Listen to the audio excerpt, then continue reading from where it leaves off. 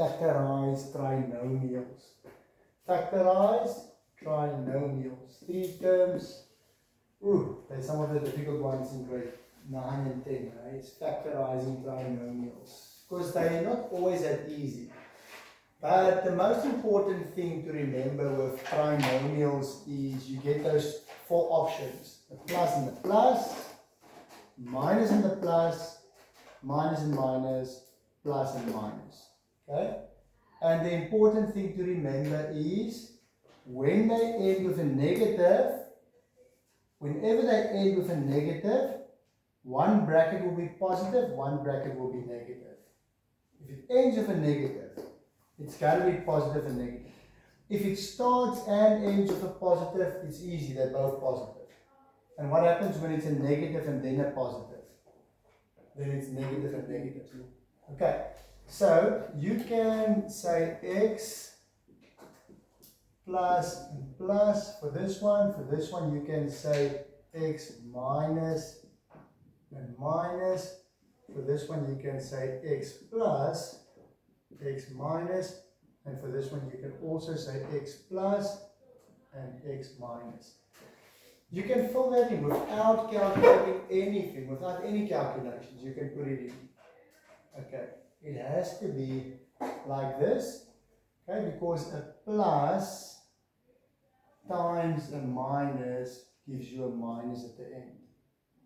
A plus times a minus gives you a minus at the end. That's the only way to get a negative at the end, is to have one positive and one negative. Okay. And then, if you think about it, how do you get a negative? What is a negative times a negative? It's positive. And what is a positive times a positive? It's also positive. So the point is, when you have a positive and positive, it must be positive and positive. Okay. When it's a negative and a positive, it must be negative and negative. Because whatever number I put in here, and whatever number I put in here, when I multiply them, they're supposed to give me a positive answer. Okay? But when I add them, remember you add those two and those two to get the middle term. Okay, think about it. Let's look at this one for instance.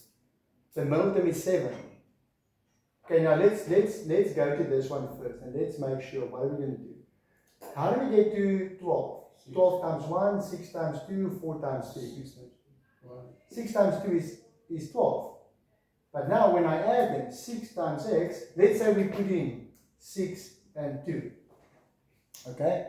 Now we check. Hey, okay, so when I multiply them out, I'm obviously going to multiply that one with that one. And that will give me 2x. I'm going to multiply this one with this one, and that will give me 6x. And then I add them because they're both positive. 6 plus 2 is 8. But it's supposed to be 7. So you say that definitely can't be right. Okay, it can't be right. I can't use 6 and 2. So we're going to use 3 and 4. Doesn't matter where you put it. You can put 4 and 3 or 3 and 4. Doesn't matter. Okay? 4 times 3. Okay. And then you can check them. It's good to check. 4 times 3 is 12. 4x plus 3x gives you the middle term. So the important thing is finding that middle term. Making sure that middle term. Let's look at 27 now. How do we get to 27? 3 times 9. Or 27 times 1. 27 times 1 won't work. Because then minus 27 minus 1 is negative 28. And it's negative 12 there. So we can say it has to be 9 times 3 or 3 times 9. Doesn't matter. Okay. Negative 3 times negative 9 is plus 27.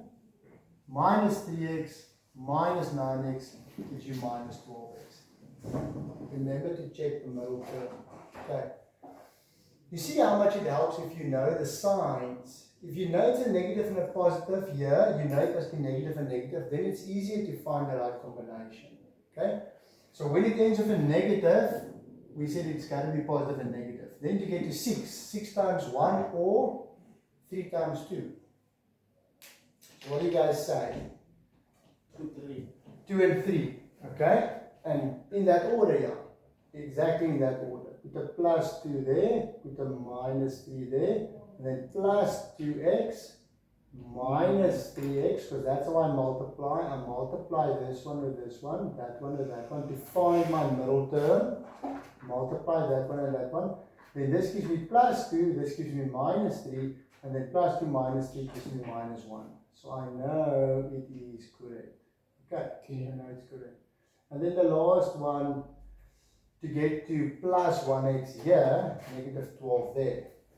It's going to be what? 4 and 3. Yeah. Okay, we're going to have 4 and 3 again. Plus 4 minus 3. Plus 4 times minus 3 is minus 12. Plus 4x minus 3x gives you plus 1x in the middle. Okay, that's the 4 options you always get.